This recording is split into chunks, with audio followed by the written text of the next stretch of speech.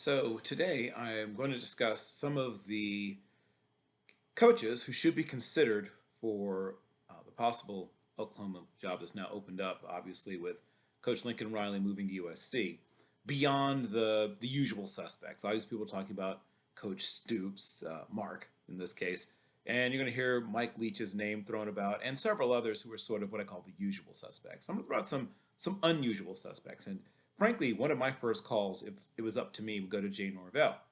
Things that work in his favor. Obviously, he has strong ties to the program.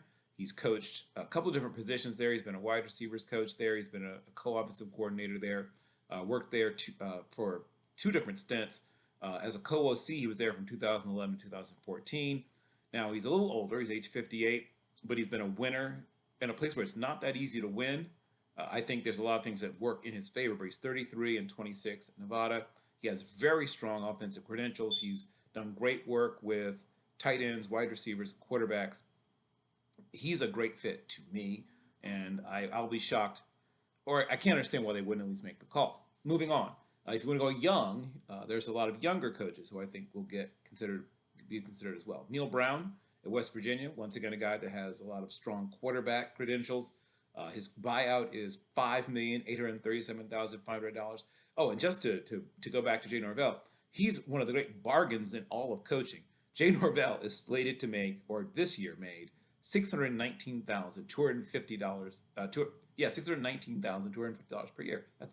I mean, that's bonus money. For a lot of these top coaches. Getting back to Neil Brown, his 6-year deal that he signed a year ago is for $23.85 million, and like I said, his buyout is a little under six at $58,337,500. Another younger coach who should receive some consideration is Sean Clark.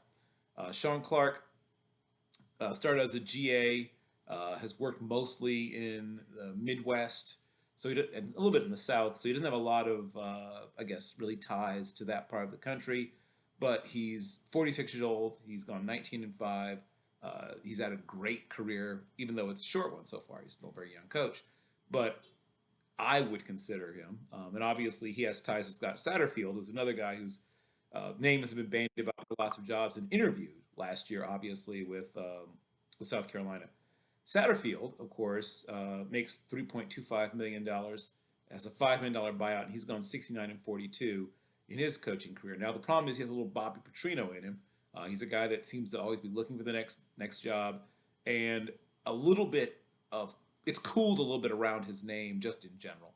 Here's someone who I'm not hearing mentioned, but I once again would make a call to him. A young coach, 41 years old. He's on 42-25 in his young coaching career. Is Jason Candle at Toledo. He makes $1.1 million, but his buyout is $450,000, which once again, they spend it on party favors at the football program at Oklahoma, so that's nothing to them. And the last guy I'll mention, and once again, his coaching career has all been in the Midwest, Purdue, Kent State, and Ohio State, and obviously Cincinnati, and now at Notre Dame, is Marcus Freeman. Never been a head coach, so that works against him, but he's 35 years old. But Lincoln Riley, of course, had very little head coaching experience in his career. In fact, none, right? He'd been at East Carolina. He'd been at Oklahoma for not very long when he got elevated to the job.